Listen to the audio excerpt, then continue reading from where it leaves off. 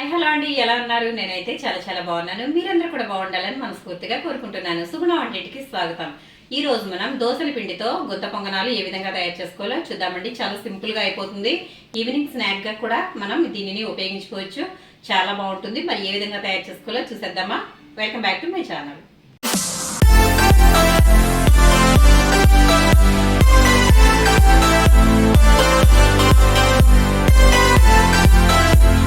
ముందుగా మనమైతే దోసల పిండి తీసుకున్నానండి. నేను ఇక్కడ ఇదిగోండి ఈ విధంగా ఉన్న దోసల పిండి అయితే తీసుకోవాలి. ఇప్పుడు ఇందులో మనం కట్ చేసి పెట్టుకున్న 2 ఉల్లిపాయలు అలాగే ఒక 6 వరకు పచ్చిమిర్చి తీసుకున్నాను. ఇప్పుడు ఇవన్నీ కూడా ఇందులో వేసేసుకుందాము.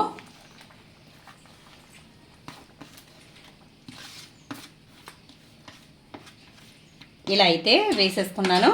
అలాగే ఇందులో రుచికి సరిపడా సాల్ట్ అయితే వేసుకుంటున్నాను. అలాగే కొంచెం జీలకర్ర వేసుకుందాము.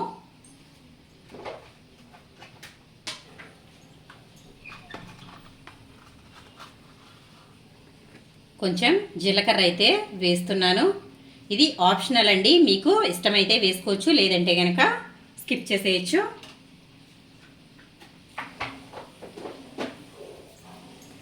ఇప్పుడు ఇదంతా కూడా బాగా కలుపుకుందాము. నేనైతే అంతా కూడా చక్కగా కలిసేలాగా బాగా కలిపేసుకున్నానండి. నేను ఇందులో ఎటువంటి తినే సోడా ఏమీ వేయడం లేదు, ఎందుకంటే నాకు కొన్ని వాటిలో తినే సోడా ఎక్కువగా నేను యూజ్ చేయనండి. కాబట్టి నేనైతే తినే సోడా వేసుకోలేదు. మనం ఈ విధంగా గుంత పొంగనాలు తయారు చేసుకునేటప్పుడు పిండిని మనం ఫ్రిడ్జ్లో పెట్టుకోకుండా ఇది వేసుకోవడానికి ఒక 2-3 గంటల ముందు తీసి బయట పెట్టుకున్నట్లయితే పిండి అనేది మనకి చక్కగా అంతా కూడా పొంగి బాగుంటుందండి. కాబట్టి నేనైతే ఎటువంటి తినే సోడా అయితే వేయలేదు. ఇప్పుడు మనం దీంతో గుంత పొంగనాలు అనేవి ఏ విధంగా వేసుకోవాలో చూద్దాం. నేనైతే ఈ విధంగా గుంత పొంగనాలు వేసుకునే గిన్నె అయితే తీసేసుకున్నాను. ఇప్పుడు ఇది స్టవ్ మీద పెట్టుకుని స్టవ్ అయితే వెలిగించుకుంటున్నాను.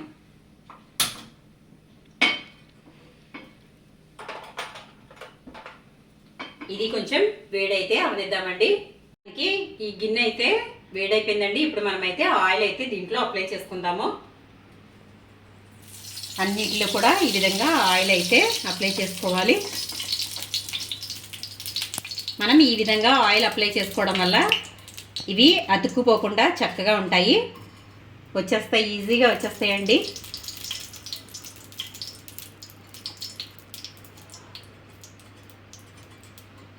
ఇలా అయితే ఆయిల్ అయితే అప్లై చేసేసుకున్నాం కదా.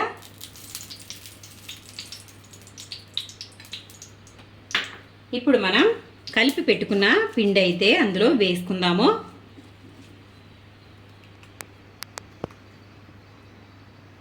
ఈ విధంగా ఒక్కొక్క దాంట్లో సమానంగా వేసుకోవాలండి. మరి పైకి అనేది రానివ్వకూడదు, ఎందుకంటే ఇవి మనకి పొంగుతాయి, తర్వాత వేగినప్పుడు పైకి అంటూ పొంగుతాయి కదా. కాబట్టి మనమైతే ఇలా వేసుకోవాలి. ఇలా అయితే వేసేసుకోవాలి.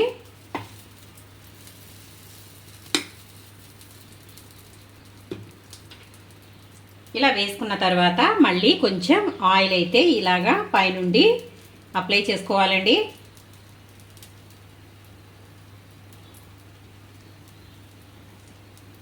ఇలా వేసేసుకున్న తర్వాత దీనిపైన ఒక మూత అయితే పెట్టేసుకుందాము. మనం ఇదైతే ఇప్పుడు మూత ఇలాగైతే పైన పెట్టేసుకుందాము.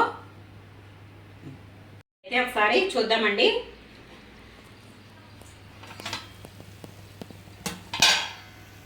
చక్కగా మనకి వేగిపోయాయి. ఇప్పుడు వీటిని మనం పక్కకి తిప్పేసుకుందాము.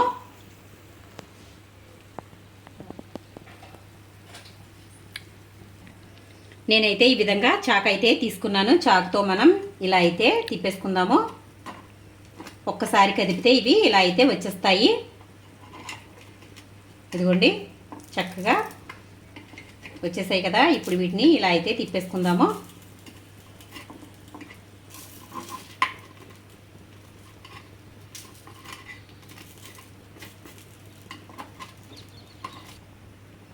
చూడండి ఒకసారి చక్కగా ఇలా అయితే నేను రెండో వైపు కూడా తిప్పేసాను.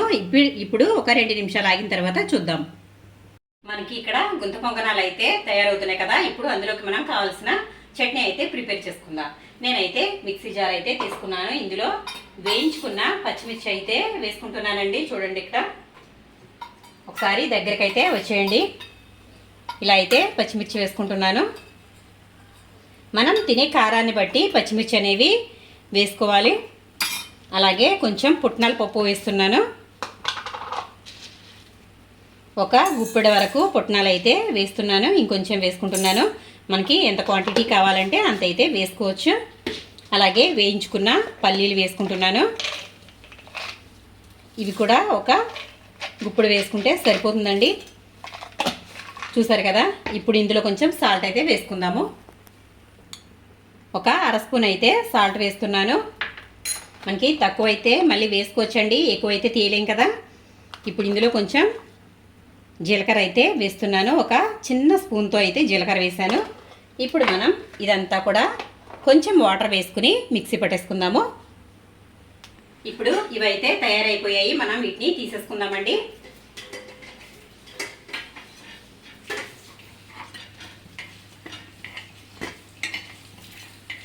చూసారు కదా, గుంత పొంగనాలు అయితే రెడీ అయిపోయాయండి. చాలా ఈజీగా దోశ పిండితో మనం గుంత పొంగనాలు అయితే వేసుకోవచ్చు.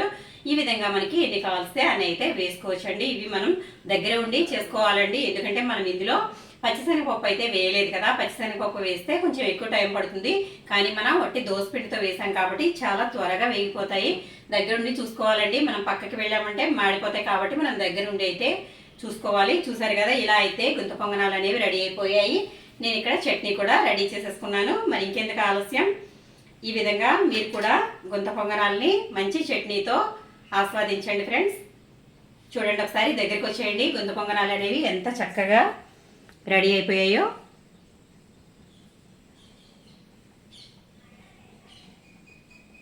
చూసారు కదా. ఇప్పుడు మీకు ఒకటైతే నేను కట్ చేసి చూపిస్తాను. ఇదిగోండి, దగ్గరికి రండి ఒకసారి. ఇదిగోండి, చక్కగా మనకి గుంత పొంగనాలు అనేవి రెడీ అయిపోయాయి. చూసారు కదా. ఈ విధంగా మనం ఈజీగా గుంత పొంగనాలు అనేవి తయారు చేసుకోవచ్చు. మరి వీడియో కనుక నచ్చితే కనుక లైక్ చేయండి, షేర్ చేయండి, సబ్స్క్రైబ్ చేయండి.